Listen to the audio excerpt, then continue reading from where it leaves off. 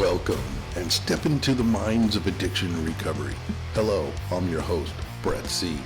It is an honor to bring into light one of the darkest aspects of our society, addiction. With 20 years of active addiction and 20 years of sobriety, I hope to bring together all listeners on a journey of inspiration and education. With my co-hosts Jarrod F and Rich J, we will be sharing our experience, strength, and hope for all listeners to enjoy and have fun with. Now, F3 Recovery brings you the Super Sober Podcast. All right, welcome to the Super Sober Podcast brought by F3 Recovery. I'd like to first off thank everybody for joining in on our first podcast. So give us a little bit of break. We could be a little bit nervous, but we're going to turn that nervous energy into some good fodder for you and the listeners out there. Then I would like to start off by really saying a heartfelt thanks to my two co-hosts for joining in on this journey. So let's just get ready. We're going to jump right into, my name is Brett C. My recovery date is 4/21/03, and we will continue to the left. Hi, my name is Rich J. My recovery date is October 5th, 2013. All right, my name is Jarrod F. Got sober the 4th of July, 2015. That was my second sobriety date. Sweet, there we go. So instead of going into a whole big backlog of how we were and where we were and all this whole process, we're just going to talk recovery. We're going to go into moving through different subjects, and we're going to see where it takes us right here. The first one that we were talking about before we started this podcast was into stigmas and biases against those that are going to get into recovery, the barriers to staying in recovery and getting in there in this whole convoluted process that we all know so very well about actually taking the first steps and continuing the steps and to keep moving through our life without returning back to the complete mess they were when we first started coming in. So, yeah, it'll be stigmas and bias. There's a lot of that against addiction these days, and it's always been there. And I think some of the key notes of that process from the 12-step program starting is being anonymous in the first place. Right. So it's like, okay, you can get help, but don't tell them your name. And Right. it's like, so we even come in here with our last initials and stuff like that. So we were talking a little bit earlier about that, and tell us kind of what you were thinking about it, Jarrod. Yeah, I mean, I think an important piece to talk about is the stigma that surrounds this whole thing, and depending on, I think just the public at large has conflicting views on what this is. So, I mean, when someone says addict or addiction or anything like that, or alcoholism, there tends to be like two very distinct camps. And one is going to say, okay, this is a choice. This person is clearly self-destructing. They could stop doing this whenever they want. And why would they continue to do this, considering all the things that they've lost? Common. I hear it all the time. The other camp is going to be a group of people that understand that there no doubt were choices involved at some point in an individual's path to becoming addicted or dependent on a substance. But I gotta say, there's a line that gets crossed. It's an invisible line, and I've thought about my past and everything, and it's like I still can't really define where that line was, but I know it got crossed, right? Oh, yeah. And so this is a topic that's really kind of a controversial one, depending on what camp you belong to. My hope in doing all this is just to provide some sound information to people out there that have an interest, that are willing to listen, educate them on the stuff that we see that works well. And, all three of us have extensive background in working with individuals that are afflicted with alcoholism, addiction, and otherwise. And yeah, I'm looking forward to this. Thanks for, the enthusiasm and getting us down here on Sunday morning, it's like I've had all kinds of internal battles about this idea of coming down here, doing this. What is it going to look like? Time, like, oh my gosh, I have a new baby. Like how, just, all sorts of stuff, but I'm really glad we're doing it. Absolutely. Me too. Yeah. Yeah, so this choice versus disease thing, I see it all the time. Uh, Social media, I see it a lot, right? Like friends from back home, they'll share something and it'll be, it'll be pretty harsh, as far as addiction and as far as, it's a choice. And but you know, in my opinion, that way of thinking is pretty surface level, because when we're talking about choices, we're talking about conscious decisions, right? And then so I think when we start talking about disease and mental illness, we start talking about, we move from the conscious and we move into the subconscious. And what are these subconscious choices that are being made, right? And what are these subconscious motivations that are going on in a person's brain that cause them to behave in such a way that is self-destructive, and to continue to do that over and over. So like we were talking about before we came in here today, we were talking about this exact topic, and it's like you have a logical person taking a look at a behavior that's not logical, that's very like, wait, why can't they just, smack? Why can't they just like not do that, right? And you have to ask yourself, what is the root cause? Like, what leads a person to behaving in a way that logically doesn't make any sense at all, right? It's suffering, it's painful, you go to jail, you might die, all of these things. However, they continue to engage in the behavior over and over. So that's not a healthy choice, right? So then you have to take a look deeper and say, like, what's going on? Like, what's motivating this person to continue to do this? And that's where we get into the disease part. That's where we get into a part of the brain that obviously is not healthy, And then it makes it a little easier to move on from choice versus disease. And Solomon, I don't know, can you pull up a definition? Can you pull up the definition of disease for us? Sure, give me a second. Okay. Yeah, so that's definitely very important to go into different things like that. And I was in recovery for a while before I even found out why they categorize this as a disease. So I was told in 1956, the American Medical Association deemed it a disease because it's chronic, it's progressive, and if left untreated, it can kill you. So those are the three criteria that meet it for a disease right here. And then we have up on the front right here, a disorder of structure or function in a human, animal, or plant, especially one that has a known cause and a distinctive group of symptoms, signs, or anatomical changes. Take a look at that second one. And this is why I wanted him to pull this up. A particular quality, habit, or disposition regarded as adversely affecting a person or a group of people. I mean, there it is right there, right? Like the first time I looked that up and I saw that completely trumped the whole choice thing for me right there. Right. And so I think sometimes people, part of the stigma comes with a person's own idea of what a disease is, right? When we think of disease, we think of like cancer, we think of, pneumonia, we think of all of these things.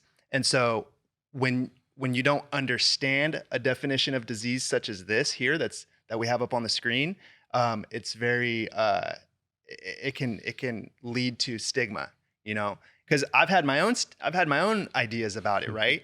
Like I think we come into recovery and I used to scoff at the word disease, even in recovery. 5 years clean, I'm scoffing at the word disease. And then on my own journey, I started looking at definitions and trying to kind of come to my own understanding of it.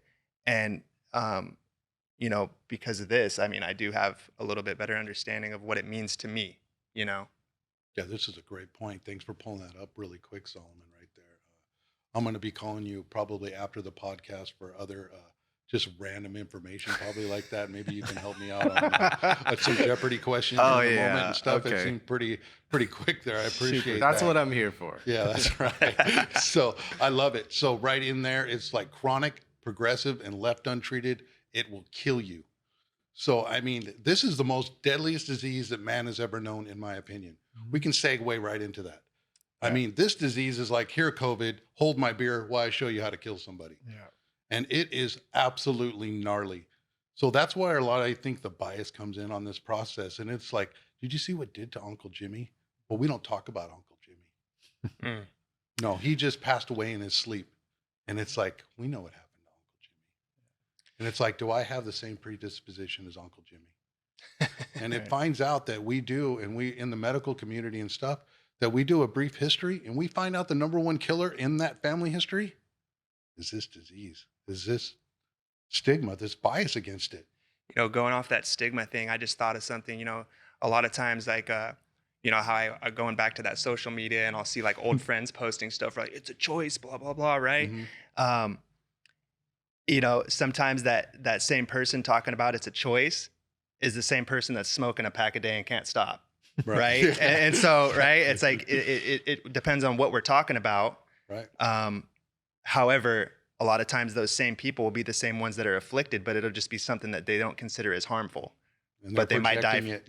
Right. Right. And so education is super important. Right. So yeah, it's pretty crazy to think. So trying to describe this whole phenomenon that happens with someone that's afflicted with this is a pretty difficult task. But what I can say is people will ask me frequently, like, okay, so even my family, you know, they know that this is in my history. They know it's in my past. They know that I am clean, but they still don't understand this piece right here. And that is that I can recall on several occasions in active disease, literally being on my knees, screaming at God or whoever is out there, whatever is out there, please don't let me drink. I can't keep doing this. Please don't let me drink. Followed by me drinking. That's right. So to me, that is exactly what it is about my makeup, my character, and most other people that I know that suffer from this that makes me know that I suffer from the disease of alcoholism or addiction. 1,000%. A grown man seemingly drinking against his own will. Mm-hmm. Yeah, one of the pain signs. And if you can relate to that, I'm glad you're listening. Yeah. Right. Okay. Right. Because that's the piece that most do not understand. So when we talk about, you know, a choice versus a disease process or something that's going on here, it's like, so what leads somebody up to that point? Mm-hmm. I mean, I don't know. I was getting low. I always had a curiosity about altered mind states. In fact, I think my senior project in high school, I did on altered mind states, Timothy Leary and psychedelics and all these different things, right? Like I was always just fascinated by this, you know?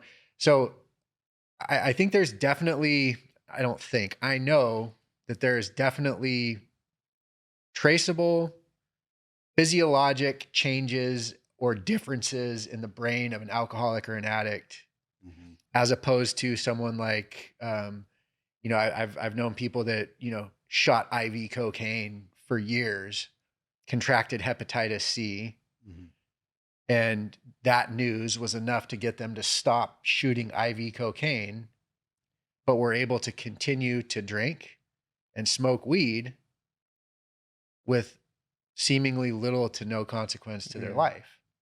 That piece I don't get. Right. See, because we talk about choice. When I'm sober, meaning there is no substance in my body, I have a choice. Right? The choice is simple. I'm either going to do something every single day to maintain my sobriety or I'm not. But here's where it's a little weird is you put a substance in somebody like me. It's that old adage in the program, right? You know, I take a drink and then the drink takes a drink. And then it's gone. It's, the drink takes and then you're off and running until something or someone intervenes. Yep. And I agree 1,000%, you know, and I think that, you know, addiction is such a complex It is very complex, you know, and there tends to be like a black and white thinking about it with some people in the population, which leads to this stigma. However, it's so beyond black and white, you know, and there is people who can shoot cocaine and then stop and then go on and live productive lives and continue to smoke weed and But drink. they didn't stop doing drugs, though. Usually there's this transference process of doing that, though, that they maintain a certain amount of drug use. And a lot of those people somewhere down the line do that full 360 and come back. Right. They've been maintaining the whole time, trying to be that good little in the box addict and alcoholic, but at some time later, it just explodes. Right. We see that too. But I mean, you can get into a lot of our literature and it'll Absolutely. explain the different levels of an alcoholic and addict and all that process. So there's so much information out there these days, as in opposed to when 1956, when the American Medical Association brought it about. But also in 1953, right? We're talking about when the 12 and 12 came out. So due to this process of people taking it into their own hands for the people, by the people, because it wasn't some great extent of an outside circumstance or the American Medical Association or society as a whole taking on this difficult subject. We're talking about for the people, by the people, in real time, people helping people out of this situation. Right. And that's another reason why I was prompted to do a podcast and sharing different things in meetings and getting together with us right here to do this whole process. It's pretty amazing. For sure. And there's a lot of stigma and bias against that. There's people I used to use and drink with and the whole other lower aspect of this disease that would be like, oh, what a sellout. He did that. And, or this kind of process. And it's like, well, yes and no. It was definitely a life extending program for me, for sure. I would have missed the last 20 years of all these blessings that I have. I don't think I was going to survive much longer. And it goes into that stigma and the bias of the process that when somebody actually comes to terms with them, right, that it's like, oh, wait, now I'm at this crossroads. Do I go with people who are actually practicing and have a solution? Or do I stay on the left side of it? There, I think that's kind of a line that we're also talking about too, that's kind of more definitive when you start going into this process of barriers to recovery or stigmas and bias. It's like, oh, my family, anybody in my family would tell you, it's like, yes, he is in recovery. He goes to meetings and he practices that. And we're proud of him for that because we knew him before and there was no thing about like, oh, let's do an intervention on Brett. I was never in the conversation that I ever had. So here I am now doing this kind of process and coming out of the shadows of recovery and doing something publicly like this. So I think it's a lot of people have done it and they've inspired me to do it too, to where they kind of walk out of the shadows depending on whatever level they're at. Right. Yeah. That's awesome. I'm glad to be here. I was thinking about, I was talking about like the black and white and then the gray area. So I think it's important to understand that there is a gray area, but at the same time, that gray area can also be its own barrier to recovery, right? Because like, say I'm a person who does heroin, but I just want to smoke weed. And I saw a friend that did it, right? So now that friend's in that gray area. Now I look at that and that becomes very tempting. Yes. However, there's risk involved there because what if it doesn't work for me? Right? What if that doesn't work for me and I go back to the needle and then I don't get another chance and I die and I don't make it back? So this black and white of you either not using any substances or you are using substances in some ways is beneficial because if I'm 100% sober, right? Like I drink tea, I drink coffee, that's all I do. Maybe or if I'm a person who smokes cigarettes, I still smoke cigarettes. We see that a lot in 12-step recovery, right? For People all the vaping and stuff. vapors out there. Okay, but say I'm that, but I'm not using any drugs, right? I'm not smoking weed, I'm not drinking, I'm not doing anything. There's no risk involved. If I do that every day, there's no risk involved. Yeah. Like I don't have to worry about necessarily falling flat on my face and picking up a needle the next day. Whereas if I try to put myself in that gray area, it's touchy. It's touch and go for most people. And so for myself, now that I've been, and I've been clean for almost 10 years, and I don't know if you're like this, Jarrod, but and this isn't like pride or like cockiness or like me trying to like sound like I'm like some like badass drug addict or something like that. It's straight up honesty with myself. It's like I know for a fact that I still, and this is how this has been before I ever got sober. Like when I first started drinking and smoking as like a 13-year-old, I never understood why people would only have half a drink or have one drink or have two drinks. I never saw the point of that. And that kind of comes down to having the disorder before I ever picked up the drink or the drug. Oh, yeah. And I was fascinated with getting loaded. Like I taught myself how to roll joints with leaves off the tree before I did that too? Yes. Well, I used to smoke tea, so yeah, I used to smoke Chinese whatever. maple leaves Yeah, off no the. big deal. I was 12 years old smoking Chinese maple leaves off the tree in Portland, dude. Because they look like herb. Because they look like herb. You know what I mean? Fascinated with it, just waiting to get my hands on a bag of weed. And so that's my question. So for all the listeners out there, is that normal behavior? Absolutely not. Right. And so that's not normal. But if I'm honest with like, myself, yeah. If I'm honest with myself today, that part of myself has not changed a bit. Correct. And that's why it's better for me to just drink coffee and go to meetings and just keep it that simple, right? And not put anything in me, because I still have zero desire to have half a drink. I just don't see the point. My brain doesn't comprehend that. My brain doesn't comprehend doing just a little. My brain doesn't comprehend doing just one substance. Like if I want to do one, I'm going to do the others. Well, you know what I'm saying? That's the breakdown. Absolutely. That's the breakdown right there. Because why are you drinking in the first place, right? So for someone like myself, sounds like you for sure. And I guarantee you this guy, I'm going to drink because I want the effect produced. Mm-hmm. I'm not going to drink for the taste. Mm. Oh, no. How many times as a kid would I gag down shots out of my parents' liquor cabinet, holding my nose? I don't like the taste of that shit. I like the way it made me feel. It's all about the effect. Right. And so I'm not doing Crystal Light. Yeah. You know what I mean? Come on, man. Exactly. So, and then the other thing too, it's like, I hear this a bunch and can relate to people going through the process, trying to get sober, getting into recovery. And, but they really like the idea of one substance. A real common one is pot, right? Mm-hmm. Like, so they want to continue, they want to stop the pain of whatever it was that they were going through, but they want to continue to do something, right? Like smoke some herb or something like that. So, and I've actually tried that in the past to try to mitigate, right? Switching from one to another and all that good stuff. But here's what happens in my brain. And it's exactly what you're talking about, right? So, in a lot of ways, getting sober ruined me as far as the idea of other substances, but it also introduced me to myself enough to understand this. But so it came down to a simple question, right? So can I be sober and lit on herb at the same time? And the answer to that, obviously, is no. I'm altered, right?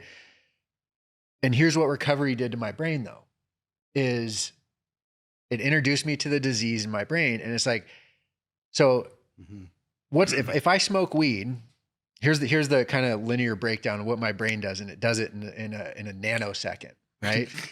And it's without my permission. It just happens. But if I smoke weed, by definition, I'm not sober. And if I'm not going to be sober, I'm really not going to be sober. Right? So we might as well just not be sober. So next thing I know, I'm swallowing 20 Norco at a time and chasing it down with tequila, right? It's like, that is the disease in action. That's a good description of what my brain does with the use of any substance. And it doesn't just have to do with substances. Right. Every one of us sitting here, though we're well into solid, verified recovery, still are afflicted with a disease. Oh, yeah. And at some point during this podcast, we'll have an opportunity to talk about what does that look like with multiple years sober, Right. or clean or abstinent and all of the above, whatever you want to call it, doesn't matter. That's not the point of the show. But what is that? How does that disease manifest in someone that's sober long-term? Yeah. It's still there. I promise you it's still Oh, there. to know that difference between the voice, to have that contrast. That's And the one way of the to do gifts. that is through practicing your new way of life. I Right. mean, what is your accountability to change is what we're doing here still. Why would I want to start a podcast at 20 years, bring my bros on here and do all that stuff? Is because these stigmas and barriers, I mean, Right. they are so real and so apparent. People still have no idea what we're doing. And then more and more on the social media and aspect of things, people are like, oh, no, it's not this, it's not that. Oh, I get it. Oh, that's so cliche. And then you get Hollywood bringing in all types of different things on recovery and showing and kind of making it like, oh, ha, ha, ha. And it's like, yeah, ha, ha, ha.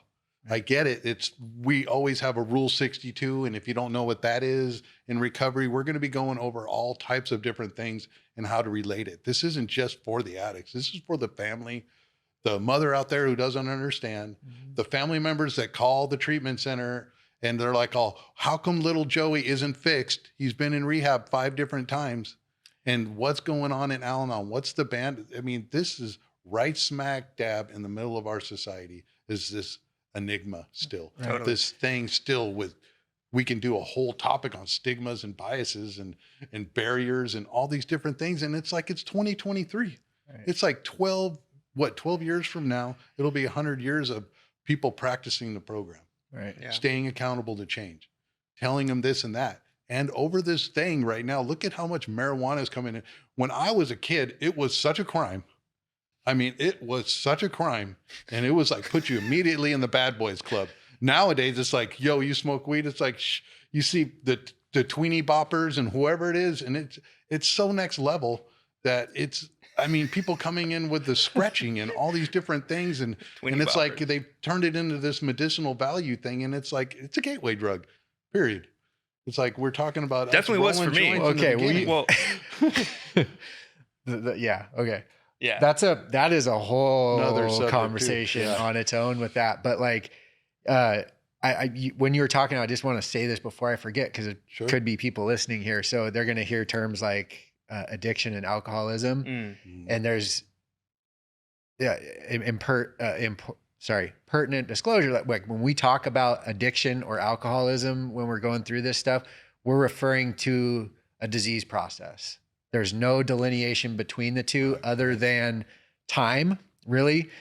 When recovery, people started having meaningful sobriety, there was a 12-step program that came about that dealt mainly with alcohol, right? Mhm. And would, in fact, that back then detox people with things like morphine and all kinds of other stuff, right? Right. Yeah, So that's when we talk about alcoholism, that it's coming from a long time ago. When we talk about addiction, that's coming from a more recent term, but we're talking about the same thing. And I think it's important For sure, it to is address important that. to define those, for people who don't understand, because we get so used to like talking about this stuff that we have like it's like we're speaking a different language, you know. Right. On the topic of stigma, I think we've been talking so much about like how there still is stigma but I think it's important to point out like how far we've come. Oh man. And so you're talking about like 12-step programs, the first one, Alcoholics Anonymous, and how, the word anonymous, where that came from, versus nowadays we're starting to have like being in recovery is cool now, to some degree. Like it's kind of cool. Like you can talk about it, you can be public about it, and it's actually like something to be really proud of. Like you don't have to hide from it anymore. Right. Which More and more. and more and more. And that's not to say that like it can't come around and bite you in the ass if you tell somebody that you're in recovery, Right. professionally, or in your relationships, you got a significant other, her family might not be so accepting of you, whatever it might be. That's not the case with my lady. I just want to point that out. That's not the case over. That's not the case at all. They're great. They love me. They support me, and I love you guys too. But what I'm really liking what I'm seeing these days is like the celebrities. You know, there's celebrities coming out of the woodwork that are saying, yeah, I'm in recovery. You know, I've been sober this long. And it's cool. And I think that that's very important because these people are very influential on people. And talking about barriers, you know, when young people see people that are in their eyes very you know, cool or, you know, powerful, Affluent. you know, and have an influence, affluent, and have that kind of influence on them, that makes recovery start to look attractive to people. And so part of, you know, dealing with the stigma is wearing your recovery on your shirt, you know, especially if you're a person who is where people look, you know, a person that people look to for, you know, that people look to as important or, you know, so I think that's something pretty cool that I've been seeing lately. Yeah, definitely talking about apparel and all that stuff. I mean, you see people out there in the world of recovery rocking all types of different logos and all that stuff. And people in the world of recovery will be like, oh, wow, okay. Yeah. That's kind of a thing that's turned into a marketing thing. And all Well, when I types of said wearing it different on your things. shirt, that was more of like a metaphor. I know, but still. Because I don't wear none of that shit. You know what I mean? I don't still. wear it because I don't know. I think it's kind of corny. But if However, we have a Super Sober podcast shirt, though, I mean, you've already contracted. No, I'd wear that. And signed on the bottom line, bro, that you're on there. I don't know if you read the small print, but you're going to have to wear that shirt at least 3 times a week. All right. I'll throw it on. Yeah. Yeah. So anyway, fuck. Yeah. See, there's Don't worry, I'll get a hoodie for you, Jarrod. there's some mixed points of view too on that, right? Where we do have celebrities coming out of the woodworks, identifying themselves as individuals in recovery, and that's cool. I think there's a positive effect from that, as long as they stay firmly rooted in their recovery process. Yeah, we follow And- some of those ones that it'll be in their little background, and then they'll say it, and it always kind of brings to my mind. It's like, okay, how sober is that guy? Did he actually work all 12 steps? Is he accountable to change? What's going on? That's none of my business. Yeah. But then you see him post these different things that where it can be a negative thing, and it's like, oh, it didn't work for whatever one. He's back out using again. Right. So that's where we start getting into a lot of Yeah, the whole tradition different stuff thing that stuff. I really have no interest in talking about. More so to just provide information to people out there that are struggling. And the one piece that we haven't even brought up yet is the family members, right? So it goes, there's this ripple effect, man. Right. You get one individual that's struggling with addiction and alcoholism or either or, and it's like the amount of people that are affected by that one person's condition is enormous, right? Like it spreads to anyone and everyone that cares for or loves that individual, or that they're employed by, or whatever. I mean, there's this massive ripple effect. And you got ultimately, and this is what we're all talking about, you know, all these people standing around trying to make sense of it, scratching their head, right? Right. So fully my intention to pass on information. I think one of the most important things that anyone ever told me, first of all, they let me know that there was a way out, right? Like I don't have to always be this way, because if I was to be honest, I'd have to say an active disease. Like I knew, I didn't think, I knew with every cell in my body that I was going to die the alcoholic death. I just knew it. But through people doing things like this, not on this level with microphones and stuff like that, but one-on-one, you know, guys and gals that sat in front of me and told me and showed me that I don't have to do that, that there's another way I can get out. And so it's important for people to know you can get out. It's important for family members to know too. This can change. But then as far as the recovery process goes, and this is a whole nother episode on its own. Well, it seems like we're segueing right into barriers of recovery. Yeah. Right into environment with the family Well, and also going into geographic. the F word, So, right? The big F word, the family piece. yeah. So that's probably a year's worth of podcasts on its own, honestly, because I can't tell you, like Yeah. the families get so tied up Right. with all of this and are such a part of the problem here.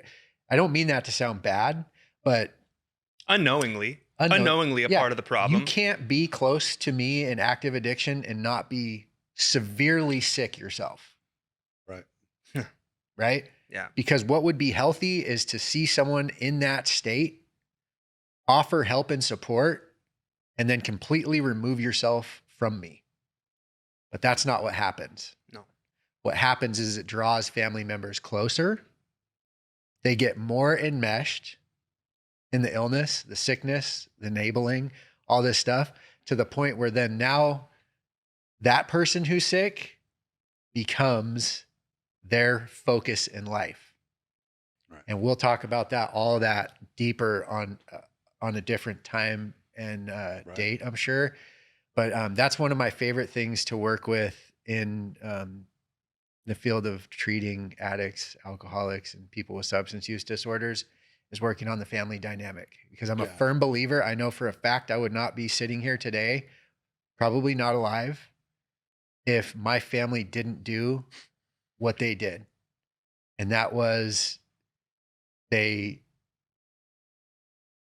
let me be homeless. You know what I mean? My mom dropped me off at a homeless shelter in Reno in the middle of winter. You know what I mean? Yeah. And walked That's away not with easy. tears in her eyes, man. Yeah.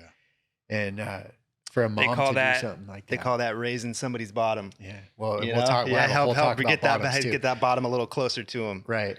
And my mom was the second one. My dad had done that a couple years before, but once my mom finally did it, you know, then I couldn't blame anybody but me. Like I couldn't place any of my drama on anyone else. I had to take a square look at where I was at. Right? And then you kind of knew your run was over, right? I mean, it's as far as like, well, what it's are you like, gonna yeah, do? exactly. You know what I mean? Exactly. What are you going to do? But I will say that I've encountered a lot of people treating this disease. And one of the scariest things, I get most scared for patients that have become comfortable on the street. Yeah, Well, because then what, right? Where do you go from there? That's a huge barrier for recovery. I can get comfortable anywhere. Yeah. I can be down in hell and be like, hey, well, you know, we can put up some drapes over here. We can bust out a new wall over here. We can. Right. Yeah. It's tough because then what becomes the motivator to get sober at that point? You know, if that's where you're comfortable, that's very difficult. That's scary. Very difficult. For me, I was terrified of the streets, and I luckily never had to end up there. But just like you, my dad, when I came to California from Oregon and I came down here, my dad's in recovery. He was 2 years in, and his attitude when I got here was quite clear, you know. And it was like it was something I never had to deal with. And at first, I was absolutely offended at the boundaries he set. It was clear, you know. Hey, look, if you're not going to do A, B, and C, then you're going to be homeless on the streets of Southern California, like quick, you know? And at first everything in me told me to run the other direction. I said, I'm running back to Oregon, right? Where I'm comfortable, where I'm enabled, where I can get away with shit. And I'm glad I didn't do that, because what he was doing was he was loving me in a way that I had never been loved before. And it didn't feel like love. I didn't recognize it as love at first. But looking back now, that was a vital, vital circumstance that helped me get to where I am today. And I'm super grateful for it now. Now, in the moment, if you would ask me if am I grateful for this dude right now, the way he's coming at me? Absolutely not. Absolutely not. I was pissed off. How could they? You know, I was calling my mom. I was like, Mom, you know, blah, blah, blah, you know, doing the same old thing that I'd always done. Exactly. And I just stayed put, you know, and super thankful for that, you know, and it's one of those things that I'm sure it was hard for him to do. I don't think it was super easy for him to do. And so sometimes it's the things that are the hardest for us to do with our family members that end up being the exact thing that saves their lives. Right. You There's know? a lot of cliches and sayings and different things in recovery that helps us get over those barriers to getting through those things. So Yeah, that's a really powerful story. Thanks for sharing Yeah. that. And then, but also we see other people showing the way, Mm-hmm. whether it be, I mean, my father didn't show me that. He didn't get sober in that way. He was a highly functioning alcoholic. I didn't have anybody in my family to do that process. So when my family, like my wife's family, or in a lot of us, we're the ones changing and being the trendsetter and saying, hey, the right amount of processes happened that gave me something to change. Right. Here I was, whatever my story was, and then I got to a place where enough people helped me to get to a point to where I could see that I was going to change and stay in the bandwidth of this new process of my life. Right. So having your father do that kind of stuff, they call that tough love. There's a lot of different kind of things like that. And it's like, do I really love them enough to really put a boundary up there and say, look, no more. I'm not going to help you kill yourself anymore. I mean, the thing is too, is he was an addict, right? Yeah. So he knew exactly what I needed. Mm-hmm. You know, he knew exactly what I needed. Whereas like a person who's not, He pulled your card. exactly. He knew exactly what I needed because that's what would have worked on him. Mhm. You know, so that's why education is very important for people who aren't addicts, who don't understand what it is that an addict needs to hear in order to get right, you know, to help raise their bottom, you know. So it's educating families Mm-hmm. and you know, providing resources and doing things like that. For instance, I mean, you know, there's support groups out Right. there, 12-step support groups for the families Right. of people who are afflicted. Right. So you have, you know, the 12-step groups for alcoholics and addicts. Then you have the 12-step groups for the people who are the family members of those people who need just as much help because they're suffering just as much, if not more. And my mom used to tell me, she used to be like, at least you get to escape. Yeah. She'd be like, I don't get to escape. Right. I don't get to escape. I have to sit through this and feel every bit of it. Mm-hmm. You know what I mean? And I remember that. What And a soul punch that was. absolutely. But then you're back Absolutely. to using the next. Absolutely. Yeah. Just all I was thinking about was, damn, I Oh, want to go that's get high right tough. now. You know, when she was telling me that. I have to take 2 Um, shots for that one. But yeah, I mean, it's so those groups are so important. And because you're left, the family members are left feeling alone. The family members are left feeling at a loss. The family members are left feeling like they don't know what to do. And the great thing about walking into a group like that is you find your home. You find people who have a solution. You find people who are going to encourage you, who are going to support you in the same way that the addict has that when they go to the group for they go to their 12-step group, you know? And so it's such an interesting thing that, you know, sometimes the answer for helping another person is to work on yourself. Isn't You that know? always the case too? You know, Mhm. I Who would have mean, thought? Yeah. Who I'm would've all thought? about that. All about working on myself, changing that aspect, and not staying at the same place where I was. There's no ceiling on self-care, self-love. It seems like everywhere you go, people are talking about that, this kind of underlying buzzword process. And that's a whole nother subject too. Right. And we're talking about these 2 topics, but it's so easy to segue. I mean, the bandwidth is crazy.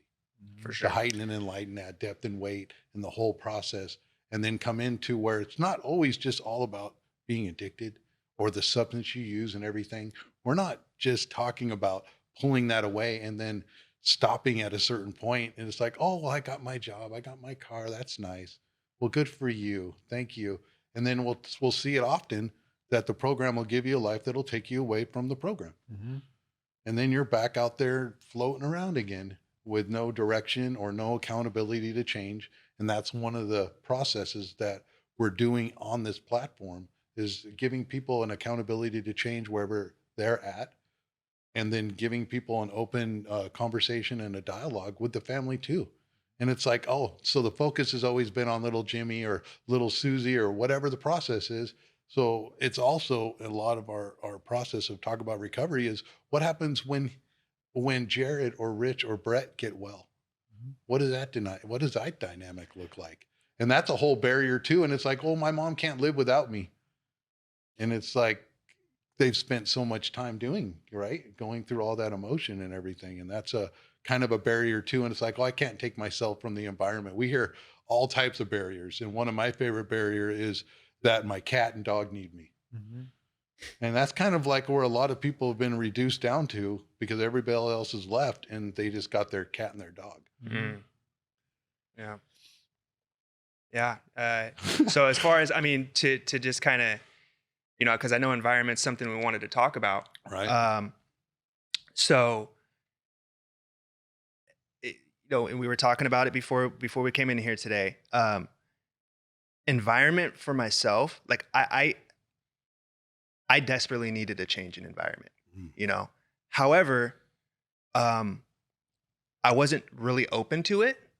It was super uncomfortable for me, even though it's what I knew it was best for me, right? And I was suffering in the environment I was in. However, stepping out of that environment Familiar suffering. made me feel like I was, familiar suffering, right?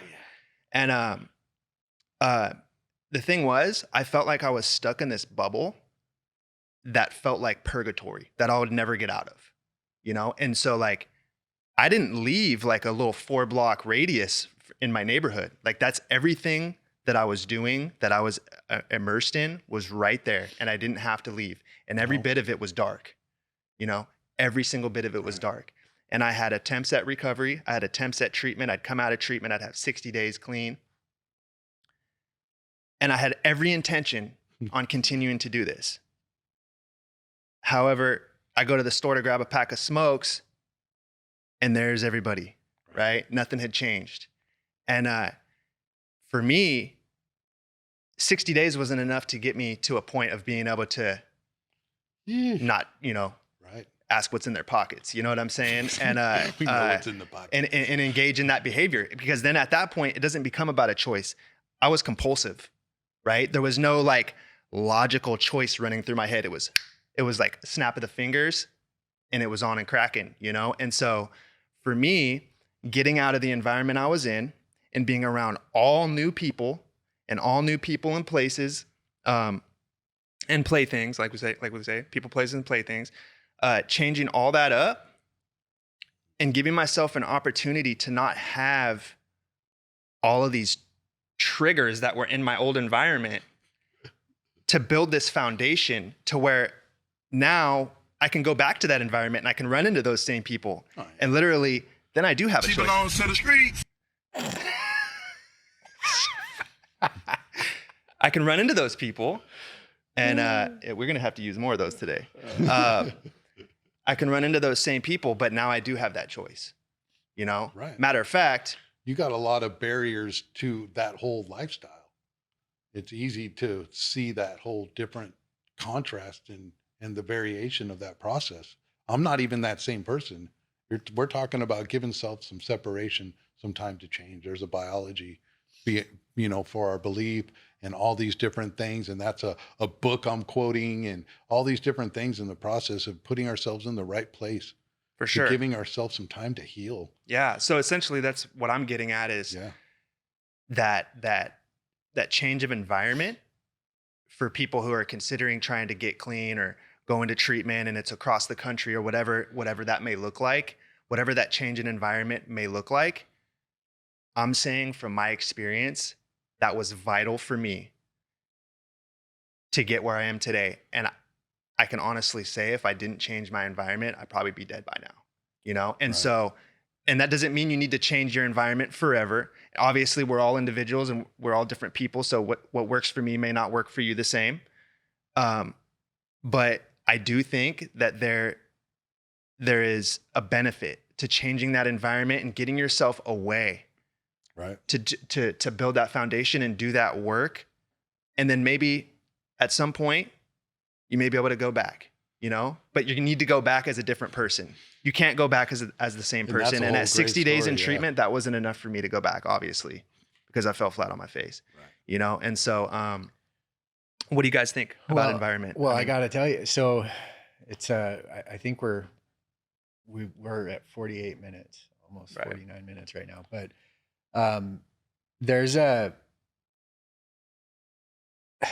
the environment is a very, very important piece. And I'll tell you something that is weird. So you guys over time, I'm sure will learn.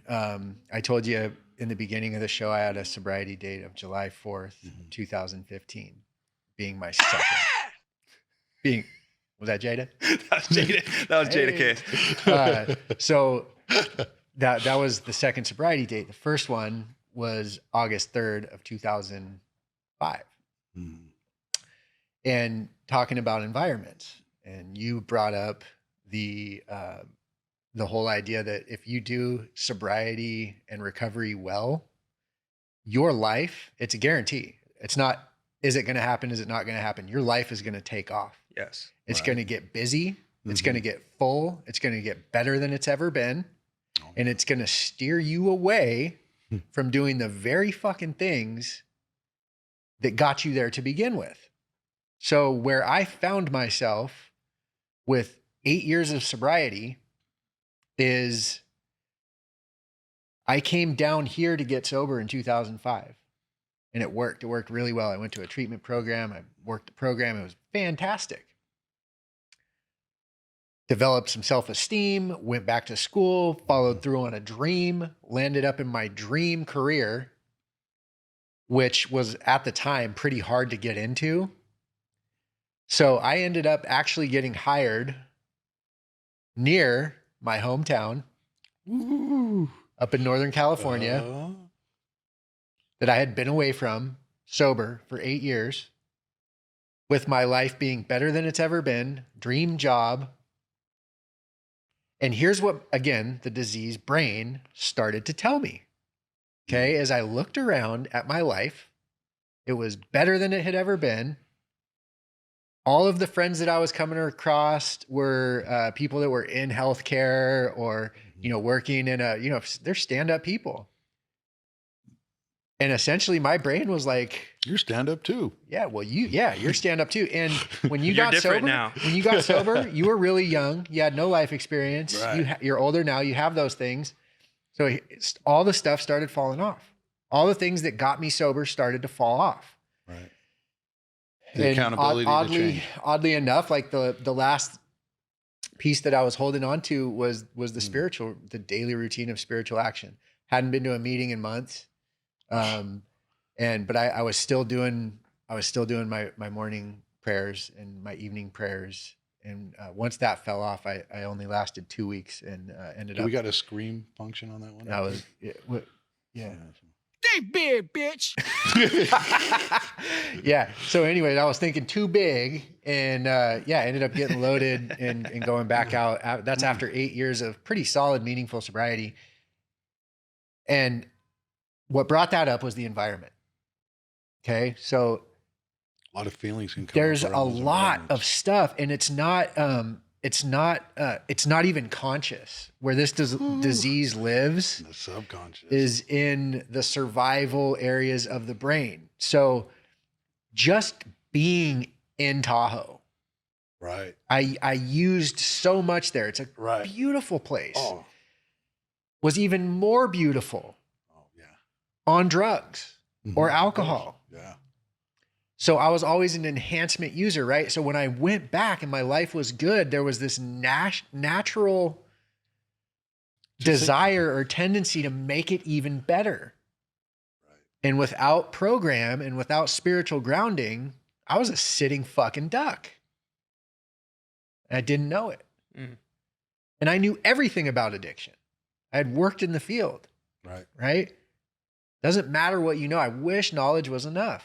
Do you think that if your program was on point and you went back and you planted roots right in the rooms of recovery and got with your people, so to speak, I would have been. You would have been able to keep the disease at bay, right? I would have been bulletproof. And there's a cool little group up there in Tahoe. Yeah. And stuff. I've been to the north side of it and all that stuff. But do you know what my head told me when I went to a meeting up in Reno? It's not going to be the same. This meeting's sucks. fucking stupid. Yeah. Look at these people. Yeah. That's what my head told me.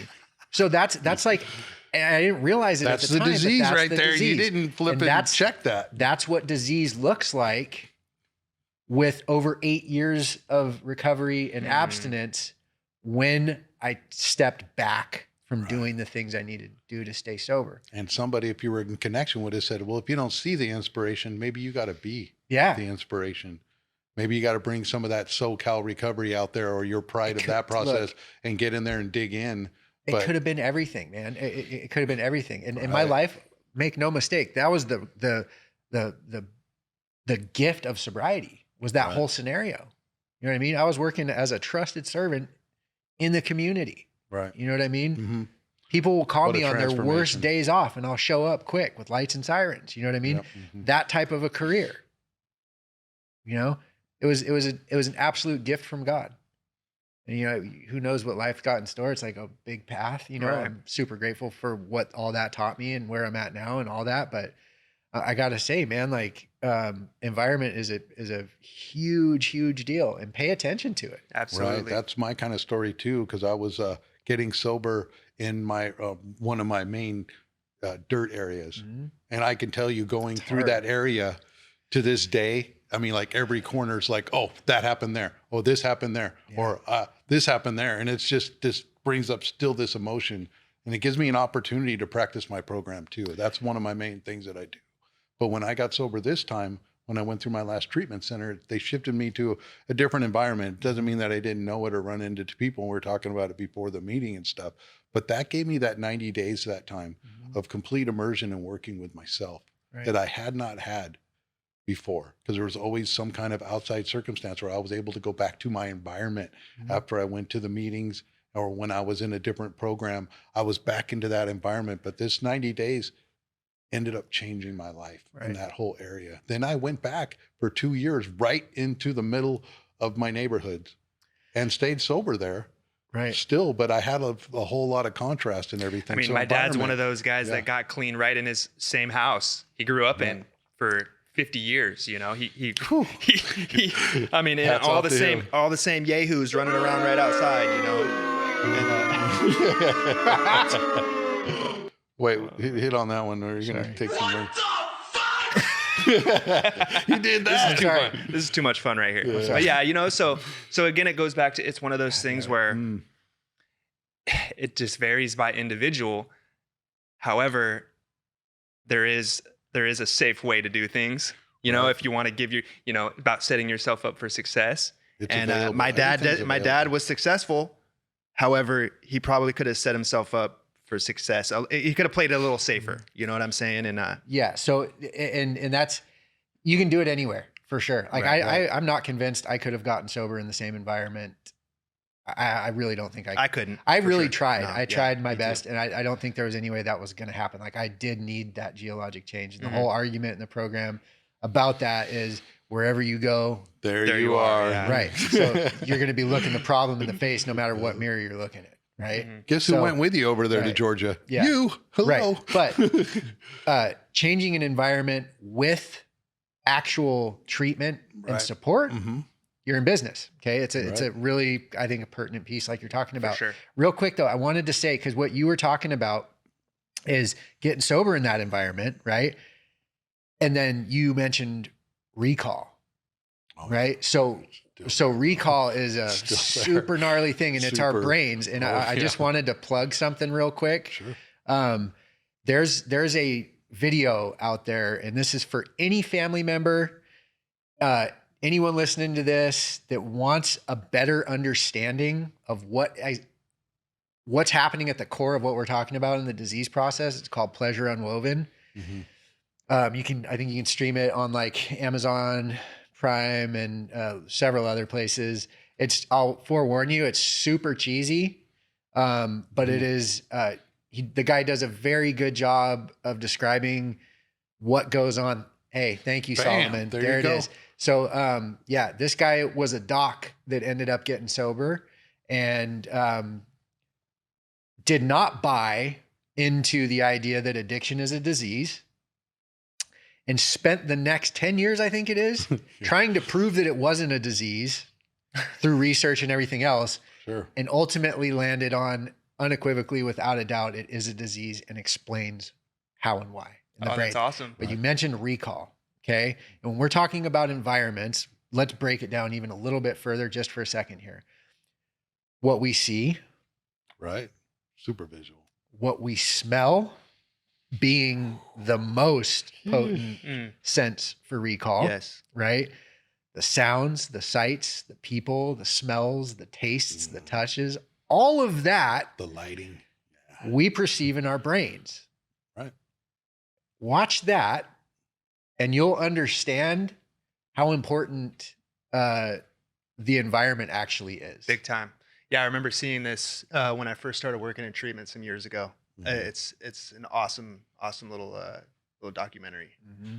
There's so much collateral circulation of information like this, and just so much to be inspired from and everything like that. I think we're winding down here. Is that right, Solomon? Yes, we are. All right. So this is going to be concluding it right here. So thanks for taking the time and listen on, and we will be out there doing more content and putting it out there for everybody to listen. And thank you for taking the time. And there's a way out. There's a way There's a way out. Know And that. keep on keeping on. Right on. Thank you for listening to the Super Sober Podcast. Go to our website at f3recovery.org. That's F3Recovery, all one word, .org. We're turning fight, flight, and freeze into free form and flow through practicing the 12 steps and staying accountable to change. Don't forget to keep on keeping on.